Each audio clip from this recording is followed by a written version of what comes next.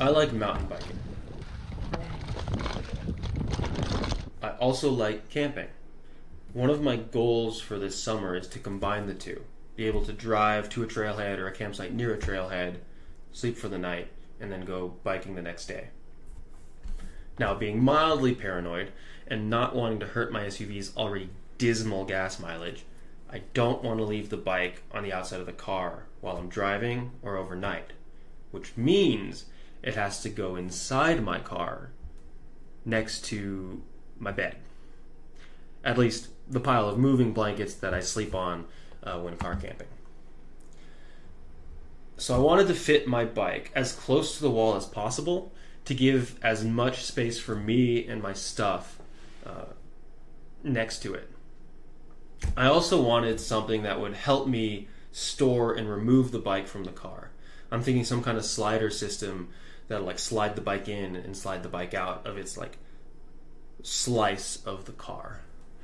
Lastly, I want this to serve as a starting point for further setting up my car for quote-unquote overlanding, which means the bike slice of the rear hatch should fit against the organizer slice going across from passenger driver's side, and that is going to be next to the bed area, or the bed slice.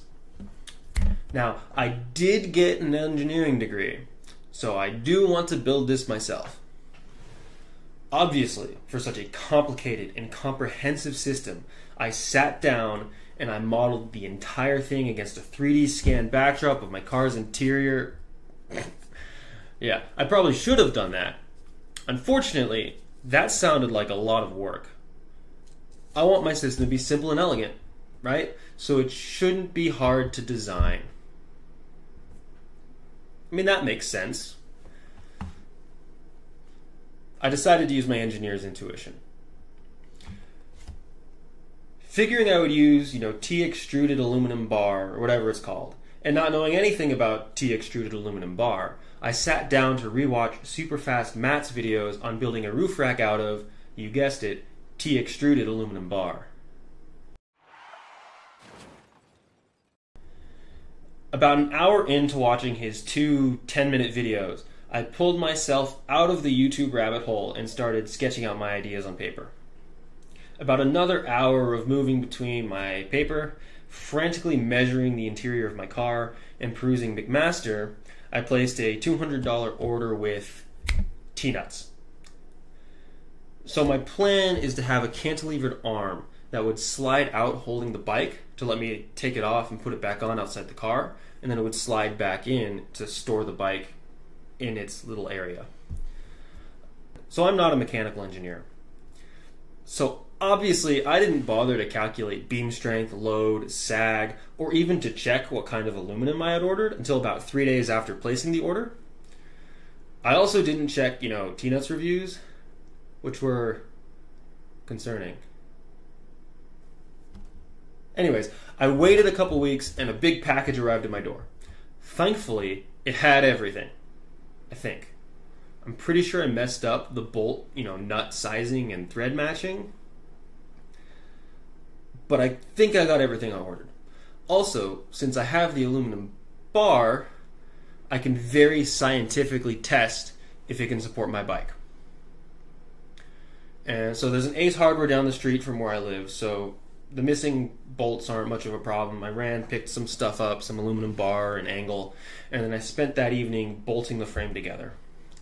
So my starting point was pretty simple. Just 2 legs connected to a stationary bar running across, and then a second bar on sliders that were located at the front and the back of the bar.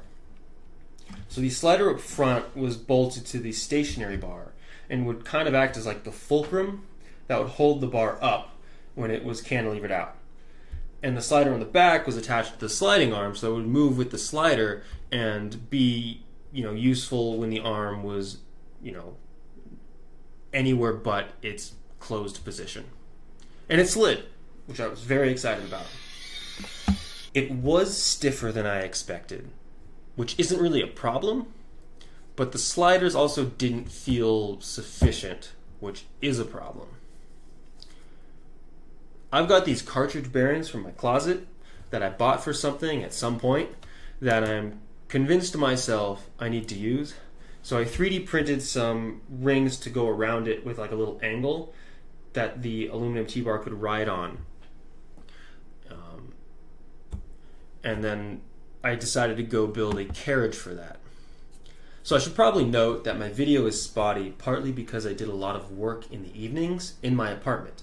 And my apartment doesn't have lighting, at least not much. I also don't have tools.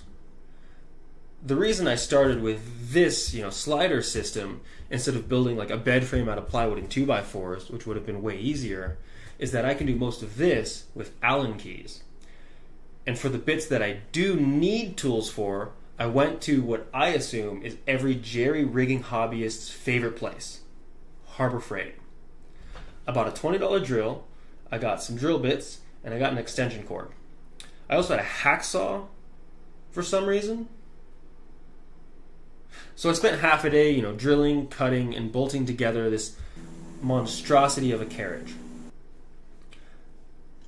To explain this, I do a lot of design in my head. I find it's way faster to envision different designs, turn it around, and iterate on an idea while I'm still trying to nail down the details. Then, obviously, I move straight into fabrication without bothering to do any real drafting, digital or otherwise. Despite this, it never fails to surprise me that skipping crucial steps in the design process results in an end product that looks janky as hell. Granted, it's not bad for $50 worth of tools. This isn't exactly a precision workspace. I have an excuse. So at this point, I've managed to create a sliding system, but I still need to put a bike on it, which means I need to fabricate mounting points, which means I need to cut something out of wood, which means I need to go to Home Depot. I'm not a fan of Home Depot. But I bought some wood, I got a cheap saw, and I cut a few pieces close to the right size and bolted it to some leftover angle and then bolted that to the slider arm, which is even jankier looking, but it does hold the bike. And it slides in and out, just really stiffly, and I don't know why. So I took it to my car for the final fitting. And there were a number of issues. First of all, the pedal hits the front leg of the frame. So I spent about an hour trying different things to like angle the bike away, push the rear wheel out so that the pedal would be outside and slide past that leg. It didn't work. So I gave up. I'll just commit to putting it on the rack with the pedal behind the leg until I can engineer a solution for the next stage. I'll probably do that in the next revision. The next problem is that the bike didn't slide back far enough. The handlebar stuck out the top. And there's no point in building an internal rack if part of the bike is not internal to the car. So I took the rack out and I ended up flipping everything around so that my carriage, instead of being attached to the outside of the vehicle, or the outside side of the vehicle on the stationary arm, it was attached to the inside side of the vehicle on the sliding arm. And I had to flip the bearings over because of levers or whatever. I actually like this a lot better. I think it looks cleaner, and I could finagle it to actually fit in the car, even if it's just barely. It still fits, it still counts. That said, the mechanism is so bizarrely stiff that it's becoming a problem. Finally, I had to tilt the whole mechanism downwards a little to get the handlebar to actually go in, which sent the rear tire into the ground. So this was a simple fix. Just heighten the rear wheel holder, like so. And so the jank rolls on. But it works!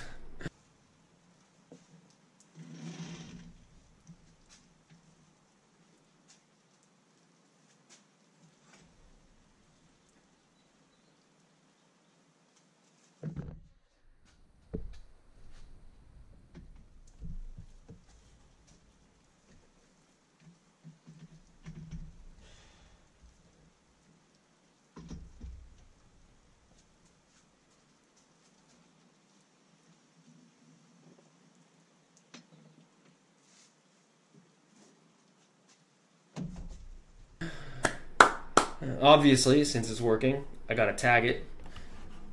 There we go. So there are a lot of immediate and not so immediate upgrades that I want to add. For starters, I'm going to replace these sketchy wooden holders with nice 3D printed and padded parts. They're actually printing as I edit this video, so I should probably just wait till they're finished, but let's just say patience was a learned skill. I'd also like to give these rollers a similar treatment with 3D printing accurate parts. I think my parts can withstand the forces. I might not even need to build this entire wraparound carriage. I could just have a small thing on either side that cantilevers the bearings out. We'll see. Maybe I'll try using the Sengut Sen guys. Longer term, I have a good 5 to 8 inches of space to extend the arms, so I'll probably replace the stationary arm to be the full length of the vehicle. I'll also redo this front leg to curve around and hug the car's body so that the pedal doesn't hit it when it's sliding past. All in all, good job, me. You actually finished something.